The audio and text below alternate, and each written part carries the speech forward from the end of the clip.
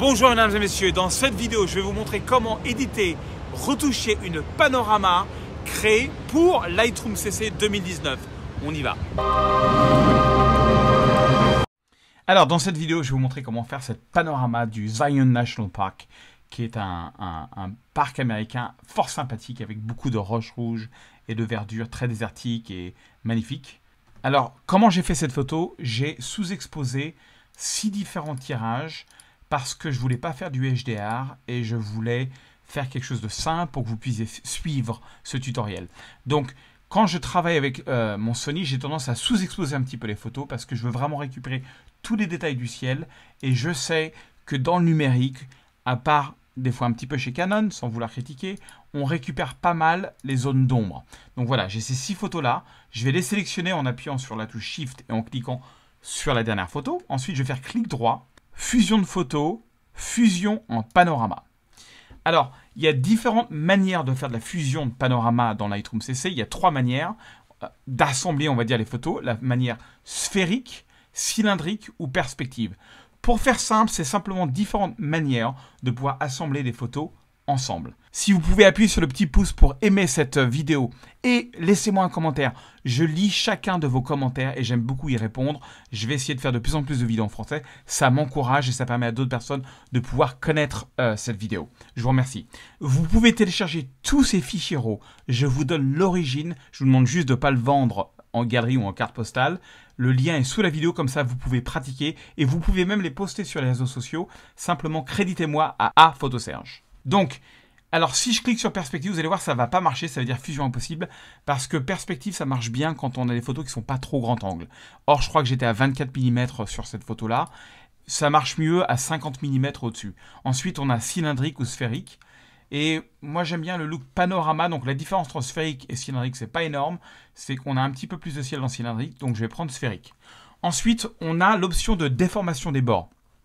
Option tout à fait sympathique qui permet comme ça d'aller vers la droite et de créer en fait les pixels manquants en déformant la photo. Là, ça marche plutôt bien sur cette photo-là. Où il y a une autre possibilité, c'est le recadrage automatique qui est super parce que ça permet de pouvoir couper automatiquement ce qui est en blanc.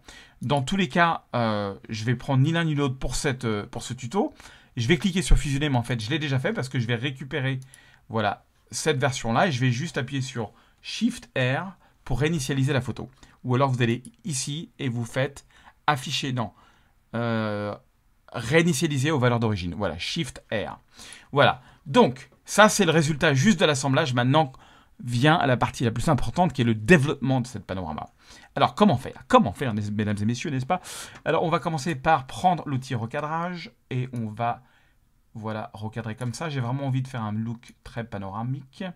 Donc oui, comme ça, on va couper ici. C'est pour ça que je préfère les recadrages moi, parce que le faire automatiquement par l'ordinateur, c'est quand même une décision artistique importante, je préfère le faire moi. Ensuite, je vais retourner sur cette photo, n'est-ce pas? Je vais ouvrir les zones d'ombre. Voilà, et c'est incroyable. Vous voyez comment on récupère toutes ces informations? C'est la puissance des fichiers RAW, c'est absolument incroyable. Par contre, les basses lumières, les hautes lumières, pardon, je ne vais pas le mettre à fond parce que vous voyez, sur ce type de photo où on a ce qu'on appelle des nuages de haute altitude qui sont très fins, ça leur donne un contraste qui n'est pas naturel. Donc pour l'instant, je vais aller à peu près là. Voilà, je vais faire mon point noir. Alors, le point noir, c'est pas de l'acné, n'est-ce pas? On appuie sur la touche option, on prend ce point-là et on va vers la gauche jusqu'à avoir à peu près 1 ou 2% de points qui sont complètement noirs. C'est-à-dire qu'il n'y a plus d'informations, c'est juste du noir complet. Ce qui est toujours intéressant à voir dans une photo. Et ensuite, on va faire le point blanc. Voilà, parfait. Point blanc. Alors, le point blanc, juste une petite anecdote. Quand vous voyez du jaune, du rouge, ça veut dire qu'il n'y a plus du tout d'informations. C'est totalement blanc. Ça veut dire que si on imprime, bah, ça va être du papier. Il n'y aura pas du tout d'informations. Voilà, hop, je fais un petit contraste. Et maintenant, qu'est-ce que je vais faire? Eh bien, je vais commencer à travailler la balance des blancs. Généralement, quand j'ai une exposition que j'aime bien, ce qui est le cas là, je travaille la balance des blancs. Donc, vous voyez, moi, ce que j'aime bien quand il y a un coucher de soleil, c'est quand même avoir du bleu et avoir du chaud. On va du bleu vers tout ce qui est chaud, orange, etc. Je ne sais pas pourquoi ça continue à sauter, mais c'est pas grave. Ensuite, donc, le problème, c'est que si je rajoute du chaud, ça va neutraliser mon bleu et mon bleu va devenir gris. Donc, on peut le faire un petit peu, mais pas trop. J'aime bien rajouter un petit peu de magenta, histoire de faire ressortir les roches rouges du parc. Voilà, quelque chose comme ça. Je vais rajouter de la vibrance. Alors, la vibrance, c'est simplement le fait de rendre les couleurs plus vives, mais d'une manière intelligente. Alors que la saturation, ça rend tout d'une manière équivalente, plus vive. Voilà, tout devient plus vif. Vibrance, ça va essayer de le faire avec intelligence. Donc, généralement, j'utilise plus le vibrance, mais j'utilise un petit peu de saturation. Ok, donc maintenant, on va passer aux outils locaux. Les outils locaux, c'est vraiment, je veux dire, l'âme secrète de Lightroom CC, de Lightroom Classic. C'est extraordinaire. On va prendre le filtre gradué et on va préparer notre petite recette avant de l'appliquer. C'est-à-dire que je vais déjà double-cliquer sur ce que je n'utilise pas. Donc, qu'est-ce que je veux faire? J'ai envie de ramener un tout petit poil de bleu dans le ciel, d'accord? Et j'ai envie de baisser un tout petit peu l'exposition dans le ciel. Très bien. J'appuie une fois et je glisse ma souris en la maintenant enfoncée. Et voilà. Et là, j'ai un beau gradient. Je vais peut-être baisser encore plus l'exposition. Ce que je veux, c'est en fait forcer le spectateur à rentrer dans le parc. Et comme l'œil va vers les points les plus, on va dire, lumineux de la photo, le fait d'assombrir le haut ou d'assombrir le bas, ça aide. Donc, je vais aussi faire la même chose. Je vais assombrir un petit peu le bas, peut-être même un petit peu plus. Voilà, pour forcer l'œil du spectateur dans la photo. Je trouve que les nuages sont pas encore tout à fait naturels, donc je vais prendre ce cercle ici, le cercle, et je vais faire ce filtre de cercle que je vais mettre là.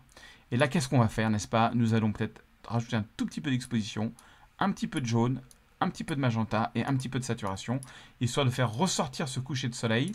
Mais les nuages, ils sont encore trop contrastés pour moi, ça fait pas naturel, donc j'ai pas le choix. Je vais, en plus de tout ça, je vais baisser la clarté pour rendre plus diffus, on va dire, les nuages. Ok, c'est pas mal. Ça commence à ressembler à quelque chose. Je vais retourner dans mes réglages globales. Je vais rajouter un petit peu de contraste parce que je peux, n'est-ce pas? Tout à fait. Ensuite, je vais prendre une brosse et c'est là où on va peaufiner la photo. Avec la brosse, alors je double-clique sur ce que je ne vais pas utiliser pour les ramener à 0. Qu'est-ce que je vais faire? Je vais juste peut-être rajouter un petit peu de jaune, un petit peu d'exposition. Alors, astuce suprême sur la brosse, je vous conseille de passer une brosse entre 0,5 et peut-être 1, mais pas plus. Et je vais mettre un petit peu de saturation. Voilà, j'en ai déjà. Et alors, quand vous passez de la brosse, comme ça va éclaircir un petit peu. Il ne faut pas trop le faire. Dès que vous avez des valeurs qui sont au-dessus de 1, genre 1 ou 2, ça fait joli sur le coup, mais c'est quand même très très visible. Je veux que ce soit plus subtil. Et la meilleure manière professionnelle de le faire subtil, c'est d'aller généralement vers 0,5, quelque chose comme ça. Et ensuite de cliquer plus et avec les mêmes valeurs, de passer un autre coup de brosse comme ça et vous allez couche par couche, améliorer par amélioration, vous allez éclaircir votre photo localement comme ça là, mais sans trop exagérer, peut-être un tout petit peu plus, mais pas plus. Plus à nouveau, j'ai envie de repasser un petit coup de brosse sur les roches là pour les rendre plus rouges, mais vous allez voir, on n'en a pas fini avec ces voilà, et j'éclaircis ici. Et vous voyez, j'ai passé 3 couches de brosse. Généralement, ça me donne un résultat beaucoup plus subtil, beaucoup plus fin que si j'avais mis un gros coup de brosse comme ça très visible. Ah oui, important sur les brosses que je n'ai pas précisé, c'est que dans Lightroom Classic, on a la possibilité de gérer la force de la brosse, ce qui n'est pas le cas dans Lightroom CC, ça fait partie des limitations du logiciel, mais avec cette technique, on peut vraiment y arriver. Alors maintenant, je vais m'occuper de la couleur parce que quand on a un beau coucher de soleil comme ça, il faut bien le soigner aux petits oignons. Donc je vais dans le mélangeur de couleurs que j'adore. Alors, le mélangeur de couleurs de Lightroom CC est assez différent du Lightroom classique. La fonction est la même, mais la présentation est totalement différente. Je vais prendre le rouge, par exemple, et j'ai la possibilité de changer la teinte. Regardez, on voit qu'à gauche, c'est un petit peu magenta, et à droite, c'est un petit peu orange. Et donc, si je vais à gauche, eh ben, regardez les rochers, ils vont devenir plus magenta, plus violet. Si je vais à droite, ils deviennent plus jaunes, plus orange. Donc ça, j'aime bien un petit peu comme ça, et j'ai envie de booster. Par la même occasion, je vais booster un petit peu la saturation pour vraiment faire ressortir ces roches. Ensuite, l'orange, on va faire pareil. Donc, si je vais à droite, bah, tout ce qui est orange, ça va devenir jaune, très vert. Et si je vais à gauche, ça va devenir très rouge. Voilà, j'aime bien le côté rouge comme ça. C'est parfait. Peut-être un tout petit poil de saturation, il ne faut pas abuser non plus. Ok, le jaune, c'est parti. À droite, il va devenir vert, pisseux, si j'ose dire. Et à gauche, il va devenir un peu plus orange. Donc, je vais mettre un tout petit peu à gauche, comme ça. Vous avez aussi la possibilité de prendre cet outil-là, qui est le réglage de cible, et vous cliquez par exemple sur la roche, et ça va vous dire, voilà, si vous allez à gauche, hop, on va vers du violet, si vous allez à droite, vous allez vers du vert. Donc, mais moi, je préfère le faire avec, généralement, je touche principalement ces 3 couleurs. On peut s'amuser à toucher au ciel aussi, même chose, hein, regardez le ciel, il va changer de teinte, un petit peu. Ouais, peut-être un petit peu comme ça. Et puis vous pouvez rajouter de la saturation au point dans le ciel. Alors surtout, ne faites pas l'erreur de saturer trop vos bleus comme ça, comme je vois très souvent sur la photo de paysage. Tout de suite, ça fait pas naturel. Déjà que moi, j'aime bien les photos qui sont très très saturées. Là, par exemple, je trouve que mes rouges sont trop saturés, donc je vais revenir un petit peu en arrière. Même sur mes oranges, je vais peut-être me calmer un petit peu. Voilà. Comme ça, j'aime bien. J'aime bien, j'aime bien, j'aime bien. Alors, je reviens sur les réglages. Et pour finaliser un petit peu cette photo, on va juste simplement aller dans Effets. Alors, ce que j'aime bien sur des panoramas comme ça, qui sont quand même un magnifique paysage, j'aime bien ajouter un petit peu de texture. À l'impression, c'est superbe. Et en clarté, par contre, j'aime bien aller un peu négativement, très léger. Ça aide à résoudre si vous avez des halos disgracieux comme ça sur les rebords, comme ça, les contours, on va dire, des montagnes et des choses comme ça. Ensuite, je vais dans Détail. Alors, dans Lightroom CC, on n'a pas la possibilité de pouvoir masquer, de créer un masque sur la netteté. C'est-à-dire que quand on applique de la netteté, ça s'applique partout, ce que j'aime pas trop. Donc, généralement, je vais dans des valeurs un peu moins fortes que dans Lightroom classique, donc par exemple dans les 70. Et réduction de bruit, je vais, sur une photo qui a été prise à 100 ISO, donc pas trop bruité, je vais dans les 10. Voilà. Ensuite, supprimer l'aberration chromatique, mais bon, je vais vous dire qu'avec les lenses Sony, j'en ai très peu. Et activer la correction de l'objectif, oui, pourquoi pas, ça va un petit peu enlever un petit effet de vignette, ça va enlever un petit effet voilà, de déformation due à la panorama. Et voilà, alors peut-être pour cette... J'aime bien à chaque fois que je fais une correction, de faire quelque chose d'un petit peu différent. Donc là, par exemple, je pense que je vais rajouter un tout petit peu de vignettage que je n'avais pas fait dans la version américaine de ce tuto. Voilà, juste pour le fun. Et voilà, j'appuie sur F pour voir en plein écran. Et c'est quand même une vue super sympathique du Zion National Park. Chers amis, j'ai une bonne nouvelle pour vous. Je viens de sortir la version française de mon site, photoserge.fr. Pour l'instant, j'ai que 3 produits en français. La formation totale sur Lightroom, qui est une formation de 6 ou 7 heures sur Lightroom et Lightroom classique. Et vous aurez un tarif exceptionnel de lancement. Ensuite, Photoshop pour les photographes, qui est mon plus gros cours, 8 heures de cours sur Photoshop, qui vous apprend tout ce que vous avez à savoir sur Photoshop. Et mon pack preset de complet, 280 presets, avec des vidéos en français sur comment les utiliser. C'est avec ces presets-là que j'ai fait mes 6, maintenant bientôt 7 livres. Voilà. La semaine dernière, j'ai fait un tuto aussi sur comment améliorer un portrait d'extérieur qui commence maintenant.